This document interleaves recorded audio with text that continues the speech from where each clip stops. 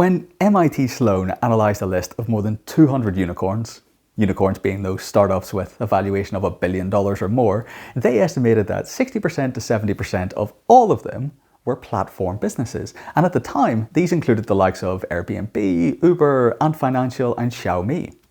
If we look at the most valuable businesses in the US today, all of the top three are at least partially driven by the platform business model. So, what is it? I'll defer to my friend and colleague, Professor David Rogers at Columbia Business School for a succinct definition. A platform is a business that creates value by facilitating direct interactions between two or more distinct types of customers. So let's dive into the key points here. First, it facilitates direct interactions. So if we look at a classic product business model, the business creates the product and then it sells it when it's ready. As the company grows, it can benefit from supply-side economies of scale. So what I mean is that, well, let's say Coca-Cola builds more production plants. It makes that one-off investment and it can then serve customers at a lower per unit cost. Platform companies are asset light. Uber doesn't own the cars, for example, and you don't call Uber to book a taxi, it just connects you to available drivers. This makes it very scalable indeed, based on a phenomenon known as network effects, and do not worry, we'll discuss those in a future video. So, platforms avail of demand-side economies of scale. This just means that the more people use this system, the more valuable it becomes to its users. If you were the only person on Instagram, it'd get pretty lonely pretty quickly.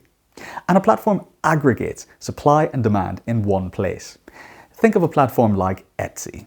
You can find bespoke items on there from all manner of creators. The creators can find an audience for their wares. The platform takes a cut of the transactions, and Etsy has just controversially increased its cut, but there are other options to monetize a platform, as we'll see.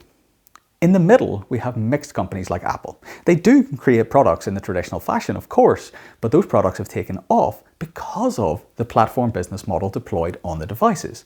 For example, developers are always adding new innovations to Apple's App Store. The product is never completely finished. The QuickBooks CEO has said winning companies can no longer just be great product companies. They have to be great product and platform companies that enable the contributions of others. And this brings in another element of our definition. There are two or more distinct customer types in a platform. In Apple's case, or say in the case of Android, Salesforce, or hundreds of other giant tech companies, they can match multiple customer types. They can have developers, users, and advertisers, for example. That opens up lots of different ways to monetize the platform. Pipeline businesses, which produce items for sale or create bespoke services, are really about owning the means of production.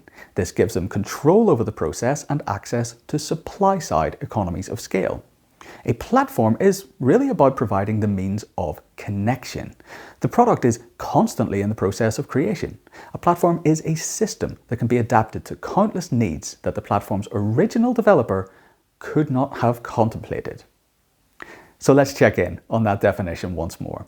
A platform is a business that creates value by facilitating direct interactions between two or more distinct types of customers.